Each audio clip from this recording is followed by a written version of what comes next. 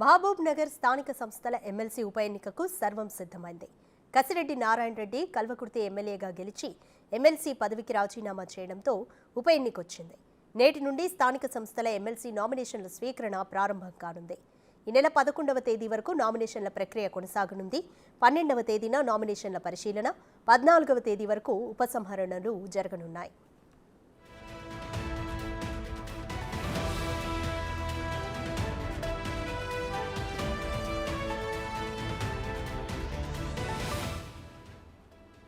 ఈ నెల 28వ తేదీన పోలింగ్ ప్రక్రియ, ఏప్రిల్ 2న కౌంటింగ్ జరగనుంది. 2021 ఎన్నికల్లో గెలుపొందిన స్థానిక సంస్థల ప్రజాప్రతినిధులు ఈ ఎన్నికలకు ఓటు హక్కు కలిగి ఉంటారు. ఉమ్మడి మహబూబ్ నగర్ జిల్లాలో 1445 మంది ఓటర్లు ఎమ్మెల్సీ ఎన్నికల్లో ఓటు హక్కును వినియోగించుకోనున్నారు.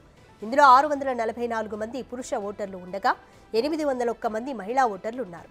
896 మంది ఎంపీటీసీలు, 451 మంది కౌన్సిలర్లు, 72 మంది జెడ్పీటీసీలు, 16 మంది ఎక్స్ అఫీషియల్ సభ్యులుగా ఓటర్లు ఉన్నారు. ప్రతి రెవెన్యూ డివిజన్కు ఒక పోలింగ్ కేంద్రాన్ని ఏర్పాటు చేసి ఎన్నికల ప్రక్రియ నిర్వహించనున్నారు. ఎన్నికల రిటర్నింగ్ అధికారిగా మహబూబ్ నగర్ కలెక్టర్ వ్యవహరిస్తారు.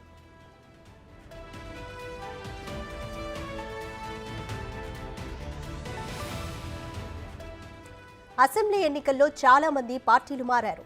రాష్ట్రంలో కాంగ్రెస్ అధికారంలోకి వచ్చాక మరికొందరు హస్తం గూటికి చేరారు. ఈ పరిస్థితుల్లో ప్రధాన పార్టీల బలాబలాలు మారిపోయాయి. కాంగ్రెస్, బీఆర్ఎస్ మధ్య గట్టి పోటీ ఉండనుంది. భారతీయ జనతా పార్టీకి ఓటు బ్యాంకు తగినంత లేకపోవడంతో ఆ పార్టీ నుంచి అభ్యర్థిని పోటీలో నిలుపుతారా, లేక ఏదైనా పార్టీకి అంతర్గత మద్దతిస్తారా అనేది తేలాల్సి ఉంది.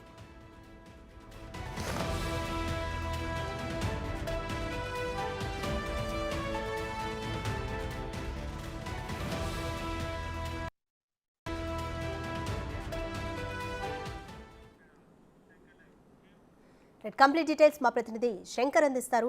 శంకర్, మహబూబ్ నగర్ స్థానిక సంస్థల ఎమ్మెల్సీ ఉప ఎన్నికకు సర్వం సిద్ధమైంది. షెడ్యూల్ ఏ విధంగా ఉంది? ఆ ప్రధాన పోటీ కాంగ్రెస్, బీఆర్ఎస్ మధ్య ఉండనుందా? మహబూబ్ నగర్ కు సంబంధించి స్థానిక సంస్థల ఎమ్మెల్సీ ఉప ఎన్నికకు సర్వం సిద్ధమైంది. ఈ నేపథ్యంలో నేటి నుంచి కూడా నామినేషన్ల ప్రక్రియ కొనసాగబోతుంది. దీనికి సంబంధించి ఇప్పటికే ఆయా జిల్లాలకు సంబంధించినటువంటి కలెక్టరేట్ లో అన్ని ఏర్పాట్లు కూడా పూర్తి చేశారు. ముఖ్యంగా మనం ప్రస్తుతం మహబూబ్ నగర్ కలెక్టరేట్ లో ఉన్నాము. ఇక్కడే నామినేషన్ల ప్రక్రియకు సంబంధించి దరఖాస్తుల స్వీకరించే విధంగా కూడా అధికారులు తగు జాగ్రత్తలు తీసుకుంటున్నారు. ఓవరాల్ గా ఎప్పుడైతే కల్వకుర్తి ఎమ్మెల్యేగా ఉన్నటువంటి ప్రజెంట్ ఎమ్మెల్యేగా ఉన్నటువంటి కసిరెడ్డి నారాయణ రెడ్డి 2023లో బీఆర్ఎస్ పార్టీ నుంచి కాంగ్రెస్ పార్టీలోకి చేరాడు. ఆ తర్వాత ఎమ్మెల్యే గెలిచి ఆయన ఎమ్మెల్సీ పదవికి రాజీనామా చేయడంతో ఈ ఉప ఎన్నిక అనివార్యమైనటువంటి పరిస్థితి కనిపించింది. ఈ నేపథ్యంలో నేటి నుంచి కూడా 11వ తేదీ వరకు ఈ యొక్క నామినేషన్ల ప్రక్రియ కొనసాగబోతుంది. ఆ తర్వాత 12వ తేదీ దరఖాస్తుల పరిశీలన కార్యక్రమం ఉంటుంది. 14వ తేదీ వరకు కూడా ఉపసంహరణకు వీలున్నటువంటి పరిస్థితి ఇక్కడ ఉంది. మొత్తంగా ఈ నెల 28వ తేదీన ఈ యొక్క ఉప ఎన్నిక జరగనుంది.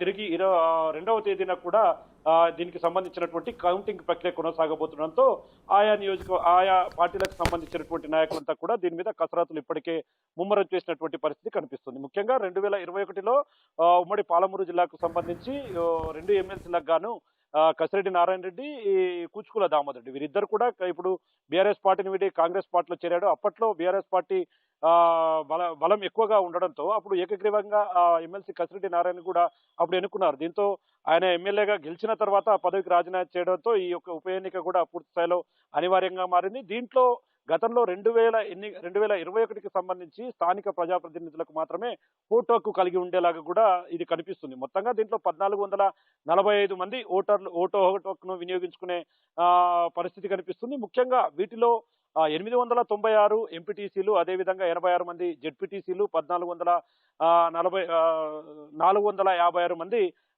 ఓవరాల్ గా కౌన్సిలర్లు, ఇది ఎక్సెప్ట్ 16. అంటే దీంట్లో చాలా ఇంకా కొంత స్పష్టత రావాల్సి ఉంది రాధిక. ఎందుకంటే వీటిలో ఎవరికైనా అనుమానాలు ఉంటే ఈ నెల 29వ తేదీ నుంచి కూడా ఈ ఓటర్లకు సంబంధించినటువంటి వాటిపైన పూర్తిగా దీనికి సంబంధించి వారు కలెక్టర్తో ఫిర్యాదు చేయవచ్చు. అంటే ఎక్కడైనా సరే సమస్యలు ఉంటే వాటిని సద్దుమణిగించే విధంగా ఓట్లపైన ఎవరికైనా అనుమానం ఉంటే వాటిని కలెక్టర్ దృష్టికి పెట్టవచ్చు. కాబట్టి ప్రజెంట్ అది 1445గా కొనసాగుతున్నప్పటికీ ఓవరాల్ గా మరో 2 రోజుల్లో ఎంతమంది ఓటర్లు దీంట్లో పాల్గొనబోతున్నారని మాత్రం ఒక స్పష్టత వచ్చే అవకాశం అయితే కనిపిస్తుంది. మొత్తంగా అయితే ఈ ఎమ్మెల్సీ ఎన్నికలకు సంబంధించి ప్రధానంగా బీఆర్ఎస్ వర్సెస్ కాంగ్రెస్ మధ్యలోనే ప్రధాన పోటీ ఉండబోతున్నట్టుగా కూడా ఇక్కడ తెలుస్తుంది. ఎందుకంటే ఇప్పటికైతే బీఆర్ఎస్ పూర్తి స్థాయిలో ఉమ్మడి పాలమూరు జిల్లాలో పూర్తిగా తన పట్టును కోల్పోయింది. కాంగ్రెస్ మరోవైపు 14 నియోజకవర్గాలకు సంబంధించి 12 నియోజకవర్గాల్లో విజయకేతనం ఎగరవేసింది. 12 నియోజకవర్గాల్లో తమ క్యాండిడేట్లను కూడా పూర్తి స్థాయిలో ఎమ్మెల్యేలుగా ఇక్కడ గెలిచినటువంటి పరిస్థితి. బీజేపీ పరిస్థితికి వస్తే క్షేత్రస్థాయిలో పట్టు లేకపోవడం, ఎమ్మెల్సీలో పూర్తిగా తమకు దక్కదని భావించి బీజేపీ అధిష్టానం అయితే ఎమ్మెల్సీ ఎన్నికల్లో పూర్తి స్థాయిలో దూరంగా ఉండే పరిస్థితి కనిపిస్తుంది. మొత్తంగా మరి దూరంగా ఉన్నటువంటి బీజేపీ అంతర్గతంగా ఎవరికైనా ఏ పార్టీకి సపోర్ట్ చేస్తుంది, ఎవరికి పూర్తి స్థాయిలో సహకరిస్తుందని మాత్రం ప్రశ్నార్థకంగానే మారింది. మొత్తంగా అయితే ఈ రోజు ప్రారంభమైనటువంటి ప్రక్రియ అంతా కూడా నెక్స్ట్ మంత్ అంటే ఏప్రిల్ 2వ తేదీలోగా ముగియనుండడంతో ఓవరాల్ గా కాంగ్రెస్ బీఆర్ఎస్ మధ్య ప్రధాన పోటీ ఉండబోతుంది. ఇక కాంగ్రెస్ పార్టీకి సంబంధించి ముఖ్యంగా పారిశ్రామికవేత్తగా ఉన్నటువంటి మన్నె జీవన్ రెడ్డి ఈ పేరు పూర్తి స్థాయిలో ఇక్కడ పరిశీలనకు వస్తుంది. ఆయనకే ఖచ్చితంగా ఎమ్మెల్సీకి సంబంధించినటువంటి పట్టం కట్టబెడతారని చెప్పి కూడా స్థానికంగా అయితే అప్పుడే చర్చలు ఊపందుకున్నాయి. మొత్తంగా ఆయనకు టికెట్ కేటాయించడం, ఆయనను స్థానిక సంస్థల ఎమ్మెల్సీ ఎన్నికల్లో ఆయనకు సీట్ ఇస్తే అందరికి కూడా సమ్మతంగానే ఇక్కడ స్థానికంగా ఉన్నటువంటి కాంగ్రెస్ నేతలంతా కూడా చర్చించుకుంటున్నటువంటి పరిస్థితి అయితే ఇక్కడ ఓవరాల్ గా కనిపిస్తుంది. రాధిక, మొత్తంగా ఈరోజు ఇక్కడైతే నామినేషన్ల పర్వం కొనసాగుతుంది. ఇక్కడ పూర్తి స్థాయిలో పోలీసులు కట్టుదిట్టమైన ఏర్పాటు చేశారు. 10 డివిజన్లలో కూడా 10 పోలింగ్ కేంద్రాలను ఏర్పాటు చేసి మొత్తంగా ఈ ప్రక్రియను సజావుగా కొనసాగేలాగా కూడా స్థానిక జిల్లా కలెక్టర్ చూస్తున్నటువంటి పరిస్థితి కనిపిస్తుంది. Radhika, thank you Shankar.